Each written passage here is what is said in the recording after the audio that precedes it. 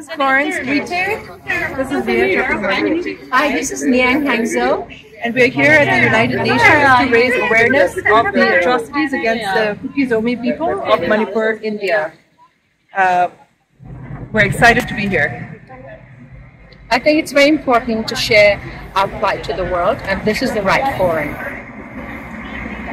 Welcome everyone to our side event, The Crisis in Manipur and the Implications for Human Rights in India. I welcome everyone on behalf of the World Evangelical Alliance and the Coalition for Minority Rights, all our partner organizations representing diverse religious and ethnic groups. Now I will move to our panel in the room. I am very grateful to have with us now, who will be sharing with us, Ms. Florence Lowe. Ms. Florence is the founding member and president of the North America Manipur Tribal Association, NAMTA. NAMTA was founded in May 2023, so this year, in response to the attacks on the Kuki-Zomi Christian people of Manipur in India. She was born in Manipur in India and is a member of the Paite tribe, I hope I'm saying these names right, which is one of the many tribes under the Kuki-Zomi umbrella. We are very grateful that you are with us, Florence, and we'll be grateful that you share with us about what had happened in Manipur and what should be done to make things right. Thank you. Good evening, everyone. At 11 p.m. on May 3rd, my mother, who was 77 years old at the time, Aichung Gwite, my sister-in-law, 13-year-old niece, 5-year-old twin boy and girl, and 2-year-old nephew were attacked by an evil and misguided Meitei Hindu mob. They ran a few doors down to a Meitei Hindu neighbor's house to hide in his dirty, dingy storehouse. There were so many mosquitoes, my mother says. The children were so good. They did not cry or make a noise. They huddled there for over 3 hours as mayhem continued around them. They heard the sounds of stones, sticks, rocks, cars and gas cylinders bursting into flames. Angry mobs had burnt their church, a Baptist church, earlier that evening, and were attacking and burning their neighbors' houses and had turned to their house. They escaped with their lives and the clothes they were wearing, while our beautiful family home was burned and looted. The mob even came back to burn the house again the next day on May 4th. To date, over 7,000 Kuki-Zomi tribal homes have been burned and destroyed. The attack on my mother was the attack on Paiteveng in Imphal, India. In Dallas, Texas, where I live, it was 1:30 p.m. in the afternoon when my sister texted me, "Have you talked to Mom?" I had no idea. I had no idea this fight had been brewing for a while, that our people had been fighting for our people, our lives, our lands. I'm ashamed to say that if my home had not been burnt that night, I might still not have been drawn into this fight. Today is the 19th of September, 2023. It has been 139 days since this crazy evil mob attacked my family home and my mother. They burned and stole not just everything my family owned in that house, but all our books, our photo albums, our memories, our refuge, and our peace of mind.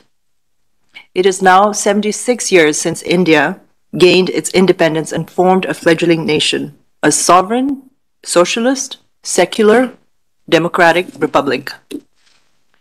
Every single day, I get madder and madder at the inaction and utter ineptitude of the Indian government, and at the US and other Western governments and intergovernmental organizations for their inaction. I'm angry, frustrated, humiliated, and sad. In 139 days, over 6,500 complaints have been filed with the police. These complaints are a desperate plea by people following process and the laws of the land, while the government and the police itself are not following the rule of law and have instead allowed the rule of mob to run rampant like a virus in Manipur and throughout India. Over 300 plus people have been killed. The government of India does not acknowledge the full body count.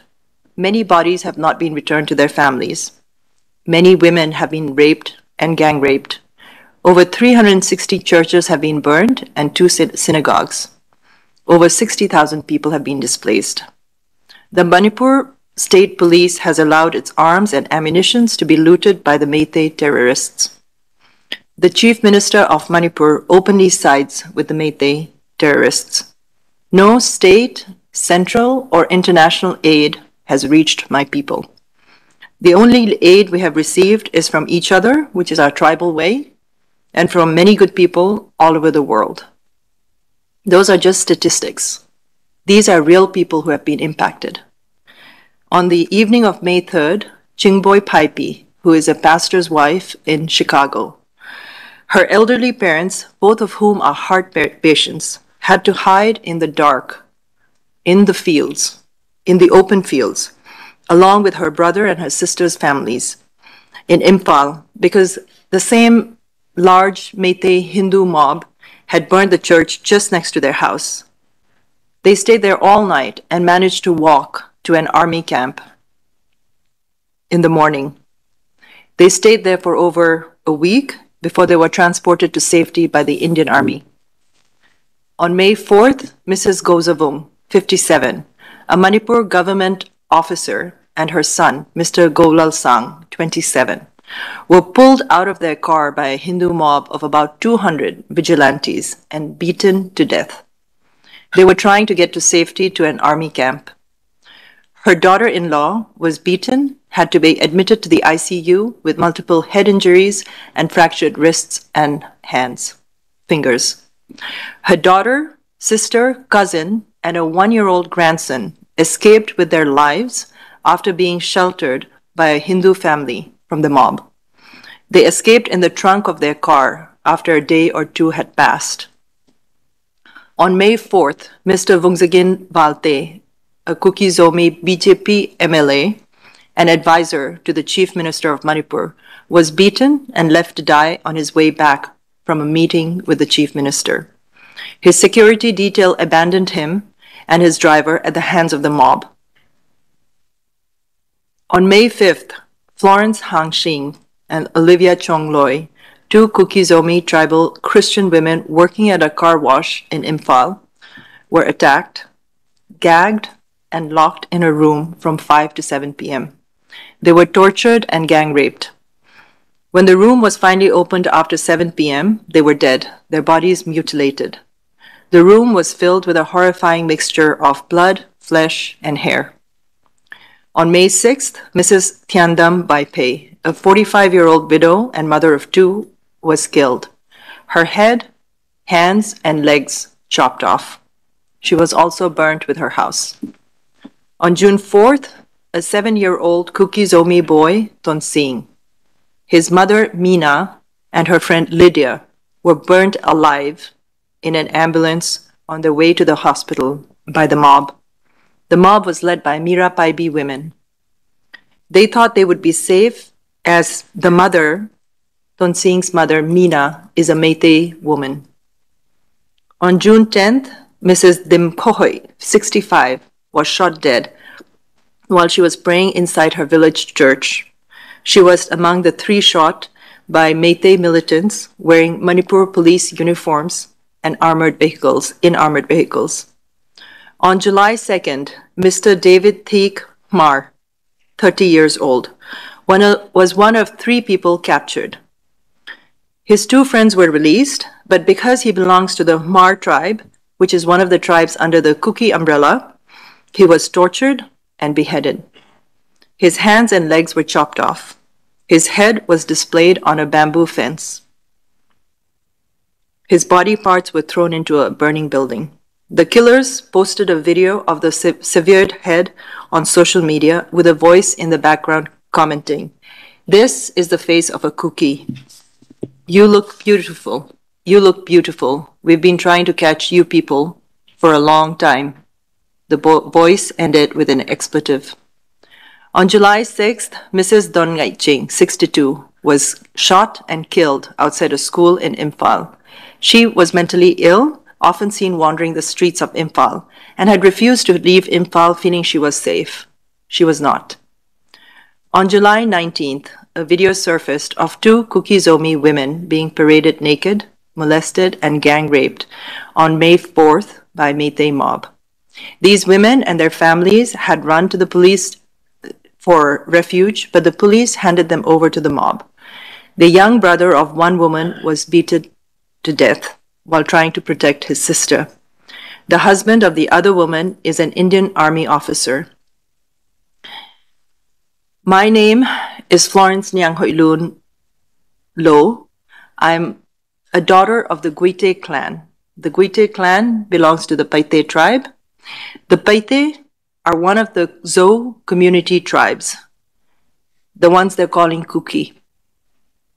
We are Zo, Kuki, Tado, Paite, Mar, Gangte, Vaipe, Simte, and a few more tribes.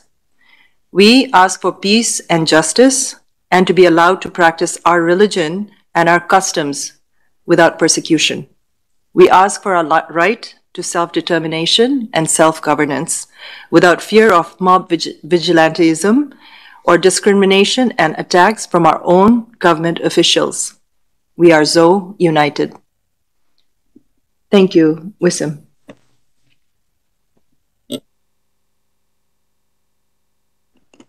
Thank you, Florence, for sharing your testimony. Thank you for your depiction of what happened. We are gathered here because the Human Rights Council is meeting upstairs, but we need a reminder that things aren't going well in the world, and we need a reminder that violations are taking place so that we as civil society and we as part of the global community here and the Human Rights Council, we take action to prevent, to stop, to hold people accountable for what you just described. Thank you for sharing for your testimony. Now that our panelists have all shared what they wanted to share, I would like now to open the floor. We have 10 minutes where we could hear if there are any questions that could be answered by the panelists. Please, go ahead. I want to know what is the current situation in Manipur, because I'm originally from Manipur, and I want to know the impact to both the Kuki-Zomi and the Métis, because they're physically and geographically separated. And I also know that the Imphal city has all the advanced education institution, the hospitals, the advanced diagnostic centers, and the airport. What is the impact to both population? Thank you. I guess this question would be to Florence. I would just like to add, I mean, we've heard that the situation now, the violence is over and situation is better. Can you just briefly update us briefly on this? Thank you. Thank you, Wissam, and thank you for that question. The violence is not over. Even as I just read this, so I'm a little disturbed by this, but on the 18th of September, a priest of the Syro-Malabar Church in South India died last Thursday because he posted on WhatsApp about this crisis, and he had a FIR lodged against him just for speaking up against this issue. Even I, myself, as an American citizen, have been targeted on social media and on the internet with my name out there and putting my family in the US and in India at risk. On September 8th, 12th, and 13th, 7 people were killed. And you referred to the lack of medical care in the hill districts. One of the incidents that happened on one of those dates was because of a medical emergency that 3 people were on the road for, and they were killed by terrorist Meitei organizations without any support from the Manipur police. So the situation, and of course, I saw the response of the Indian mission to the UN in New York, and they claim that things are peaceful in Manipur. They are not peaceful. Thank you so much, and until the next event, God bless you.